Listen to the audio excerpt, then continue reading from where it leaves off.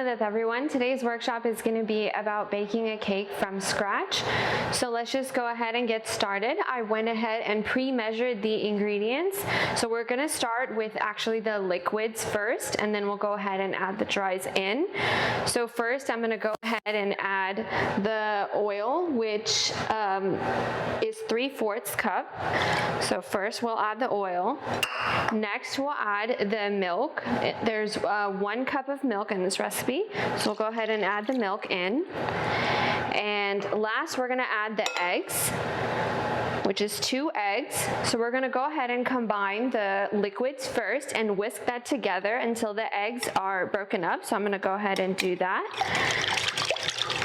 And you don't want to over mix this, because if that happens, your cake will end up being a little bit too dense and you want a nice, moist, fluffy cake.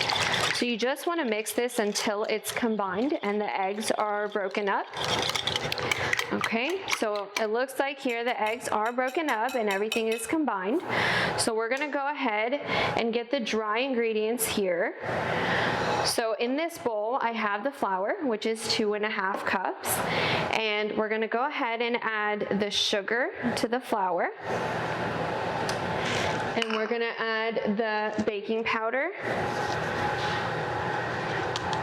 And everything is pre-measured, which makes things a lot easier. So if you do want to pre-measure ahead of time, I think that would be wise. Here is this salt. So we're going to go ahead and just use a spatula and mix all the dry ingredients together a little bit, just so it's combined. Okay, and then we're going to go ahead and add the liquid mixture into the dries. So that's all in here. And you want to slowly mix this together and try and get all the clumps, or most of the clumps, out. And again, you don't want to over mix, because what's going to happen is this is going to get dense as you mix it too much. So you just want it to be combined, and you want all the dries to be combined with the wet ingredients. And this cake is pretty thick. The batter ends up being pretty thick, so don't be alarmed by that.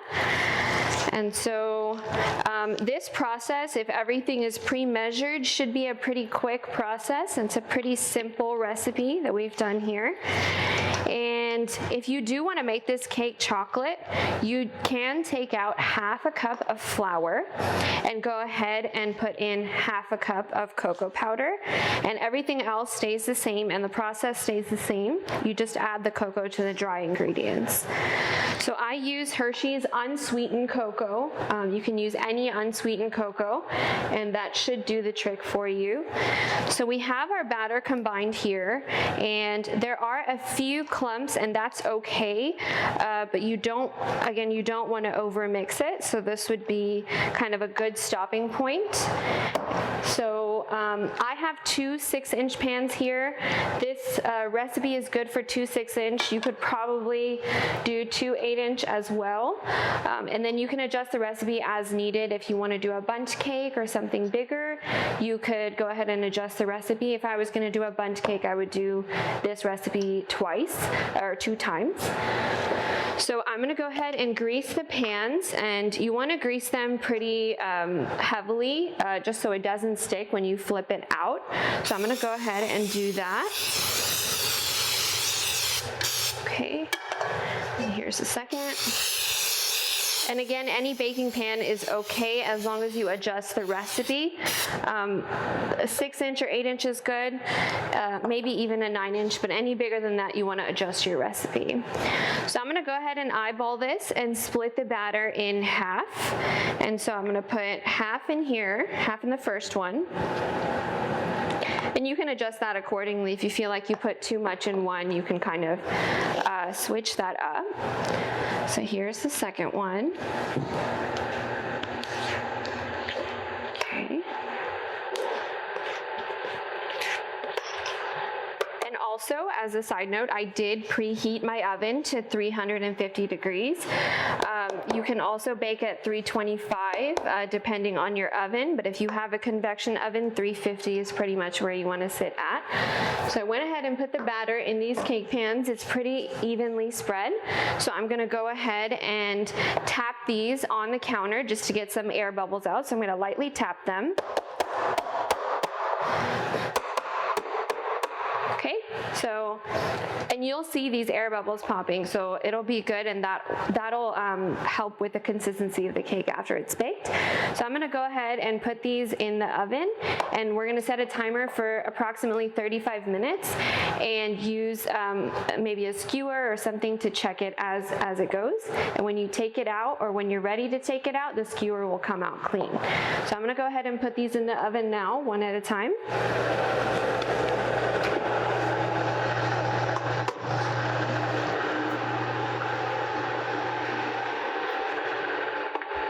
Okay, so that is in there, and I'm going to go ahead and set a timer.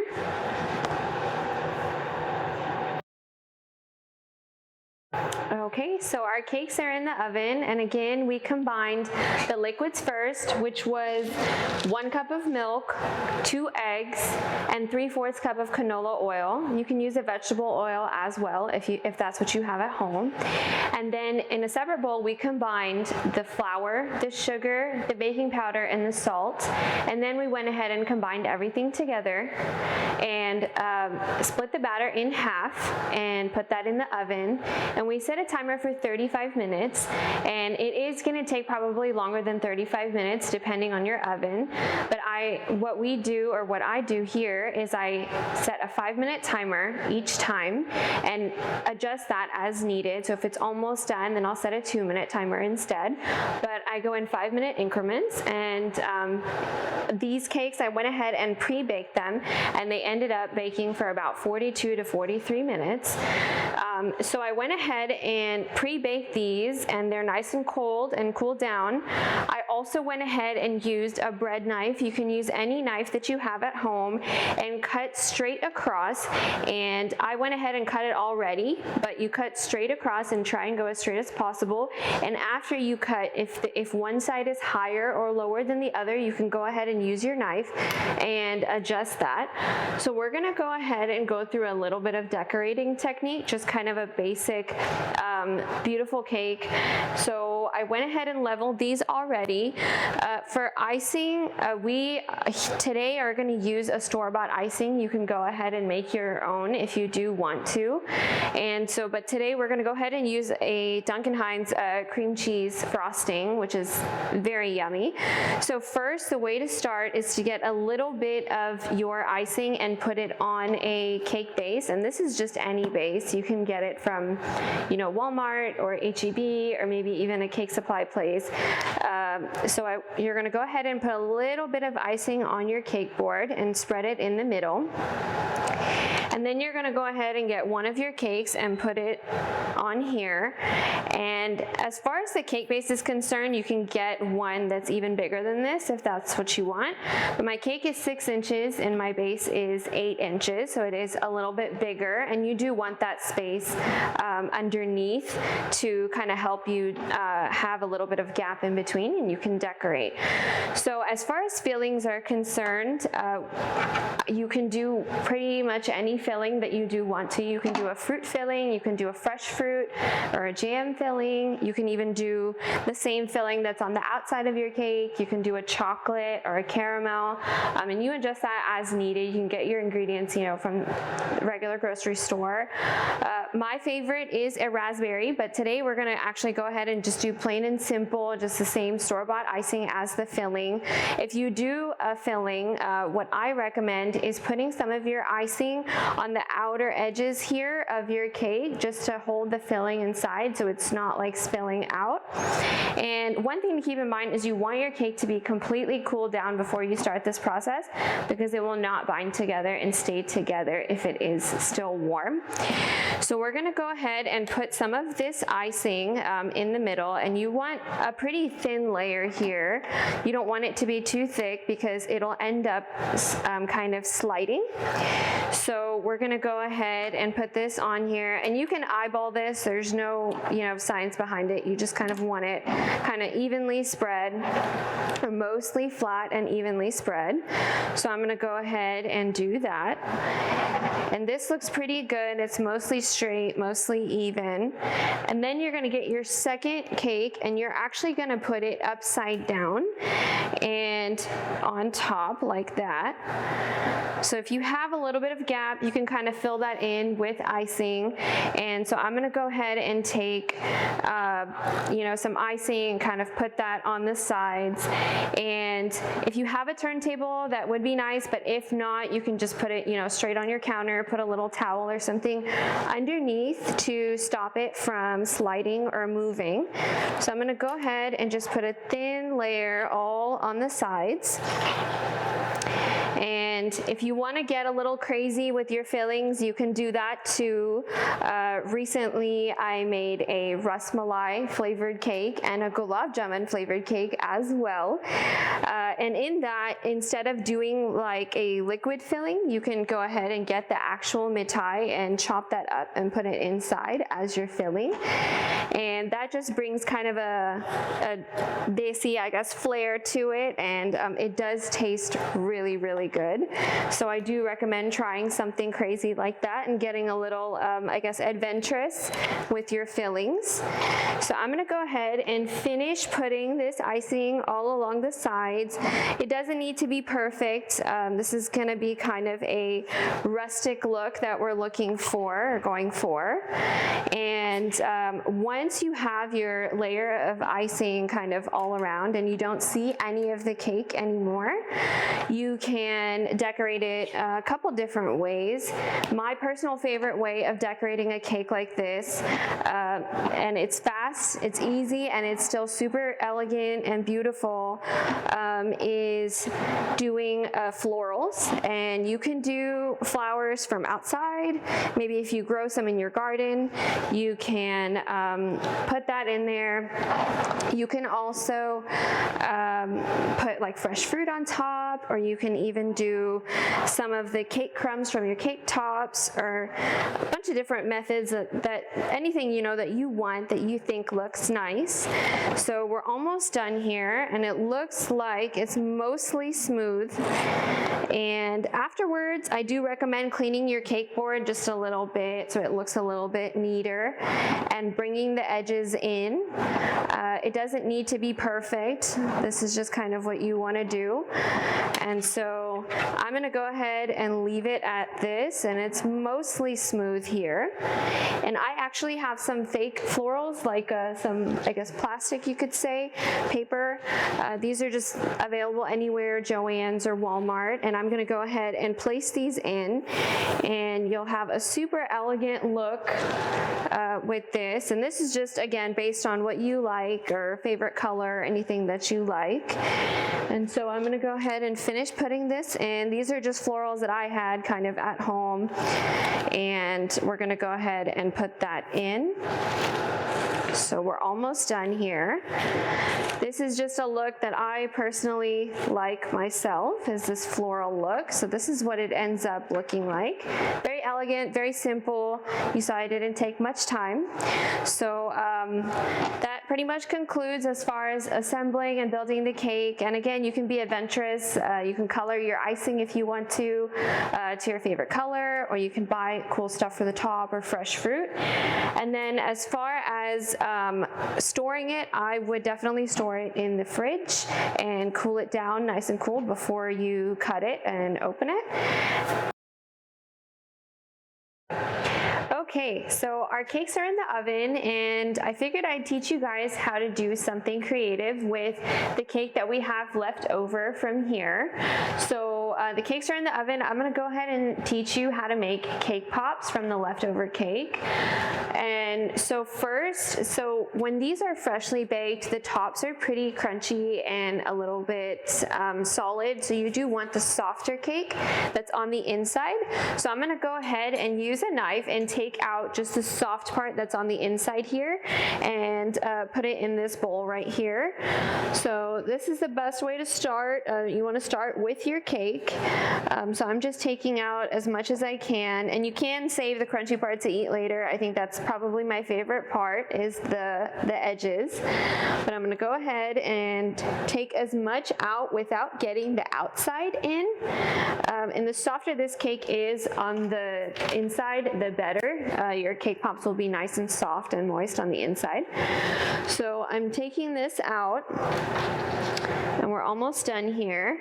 And then the process for cake pops is to add some of that icing. You'll probably have some leftover icing when you decorate your cake. So I'm gonna go ahead and actually break this up just a little bit with my fingers. And it is best to wear gloves. I think that's probably the most sanitary thing to do. But you break this up just a little bit before you add the icing, because then you'll have clumps left over if you don't break it up. So you want it mostly kind of like breadcrumbs, but maybe a little bit thicker than that. You might have a few clumps, and that's okay. So this is mostly broken up now, and I'm gonna go ahead and use the same spatula as before and take a little bit of icing. Do this as needed, but add the less the better. If you add too much, it's gonna be hard for your cake pops to stay together and stay on the stick. So I just went ahead and added just 2 little dabs of icing, and this is probably the equivalent of maybe a teaspoon of icing. So you go ahead and do that, and you can always add, but taking out is not possible. So the less you put, the better it is. So I'm gonna go ahead and combine this, and you want this to look kind of like a cookie dough. And the more binded, I guess, it is, the better your cake pop, better chance your cake pop has to stay on the stick and not fall off. So I'm gonna go ahead and add a little bit more icing in here because it is somewhat binded, but not all the way. So I'm gonna take the same amount, I'd say about a teaspoon, and put that in there. And you kind of add as needed. You can use any icing, any store-bought icing will work, or if it's leftover icing from your cake so you don't have any wastage. So the best thing to do is to go ahead and combine all of this and get it into one large, I guess, dough form. You don't want any leftover crumbs. And so once this is all, it's starting to combine. So once this is all combined, we are gonna talk a little bit about candy melts and the coating that you use for this. And if you wanna have some fun with this, you can. It works with chocolate cake as well. And if you wanna have a little bit more fun, you can add some rainbow sprinkles or whatever sprinkles you have inside. That way when you bite into your cake pops, they are colorful and nice on the inside. So this is all combined, and if you see, I have one large like mass of cake here, and it does feel kind of dense and thick like a cookie dough. So we're gonna go ahead and set this aside for now and talk a little bit about candy melts. So this is what candy melts look like. They look like little wafers, and they are pretty solid. There are a couple different kinds. These are available at pretty much any grocery store in your area. I personally like to use these Ghirardelli ones, and they melt really well. However, if you do decide to use a different brand, you might have to add something called Crisco shortening. This is usually something that most people have at their home. If not, also available at any grocery store. So this is something you add, I would say 1 teaspoon at a time. And we're gonna go ahead and put these candy melts in the microwave for 1 minute. And so once you put that in, you're gonna mix it a little bit and possibly have to melt it just a little bit more. You want it to be a complete liquid consistency. So I'm gonna go ahead and melt this right now. Okay, so it has melted for 1 minute in the microwave. And I'm gonna go ahead and start mixing that. And if you see, it's already mostly melted and pretty warm. So I'm gonna mix it a little bit and we'll pop it back in just so we don't have any lumps or anything. And so it's almost there. So let's go ahead and put it back in. Okay, so our 20 seconds are up. and this should be pretty melted. We shouldn't need to melt it any further. So if you see, this is a pretty liquid consistency. You don't have to add anything, and there's no lumps in there at all. So it's pretty combined. So we're gonna go ahead and start the process of dipping our cake pops. Okay, so our timer just went off and the cake's baked for 43 minutes this time. It's almost the same as the first ones that I did. So I'm gonna actually go ahead and open the oven and take them out. And it looks like they are done. They are nice and brown on the top. And actually, something I'm gonna show you is how they look when they are fully done. So here, if you look, you have some nice browning happening, and it's nice and brown up here, and you have this kind of split. This is a sign of a really nice, moist, and good cake, and it means that it rose pretty well in the oven. So we're gonna go ahead and keep these here and let them cool naturally. You don't wanna put them right in the fridge right away. You wanna just kind of let them get room temperature on their own, and then start decorating them once they're a little bit cool. Okay, so back to our cake pops here. Our candy melts are nice and liquid here, and we have our cake that we mixed earlier. So the first process is going to be actually getting the stick into these little things of cake that we're making. So I eyeball these and just take a little, I guess, spoonful. They don't all have to be the same exact size. If you do want to, you can weigh them out and do a certain amount of ounces per. That's completely up to you. So I'm going to go ahead and take some cake here and roll it up pretty tight. The tighter you roll it, the more chances you have of your, I guess, cake pop staying on the stick. So you want a nice, like, round circle here. It looks almost like a gulab jamun, sort of. So we have a nice round circle. So I'm going to go ahead and finish rolling some of these. And again, I'm not measuring these. It's okay if one is a little bit bigger than the other one. So we have, I'm probably going to end up getting about 5 or 6 nice cake pops out of this. So I'm going to go ahead and finish rolling. And then what's going to happen is we're going to get these cake pop sticks. Again, these are available at pretty much any grocery store. They sell them in small packs, big packs, and there's a lot of nice brands. There's some fancy ones. You can get some fancy ones if you want to. Gold, silver, anything like that. And again, these don't have to be perfect. The candy melts cover quite a bit, and they end up looking pretty nice. Once the cake pops are dipped in the stick, they will stay upside down until they are fully dipped inside or submerged into the candy melts. And it is good to roll this after your candy melts are melted so that the candy melts can get a little bit cooler. And that would be better because then they'll stay on the stick is what'll happen. So we have 5 here, and it looks like we have enough for 6, but not quite enough for 7. So we're gonna go ahead and leave that. So we have 6 cake pops here, and I'm gonna go ahead and you're gonna take the stick and you're gonna dip it into your candy melts that are melted here, and you're gonna dip about, I would say, a ½ inch down, or maybe to the bottom of the bowl. That might be a good rule of thumb. So I dipped it a little bit, and I'm just gonna go ahead and insert it into the cake circles that we made. You do not wanna go all the way down to the bottom because your cake pop will end up slipping. So you wanna go mostly down, but not quite to the bottom. So I'm gonna go ahead and do all 6 of these like that. And wait about 5 minutes. If you're unsure of whether your candy melts have set in there, you can put them in the fridge for a couple of minutes just to make sure. I usually do not put them in the fridge. I just wait about 5 minutes, and usually they're okay. So I'm gonna go ahead and finish this, and then wait about 5 minutes, and then I'll show you guys how to dip that in and submerge them and decorate them with sprinkles.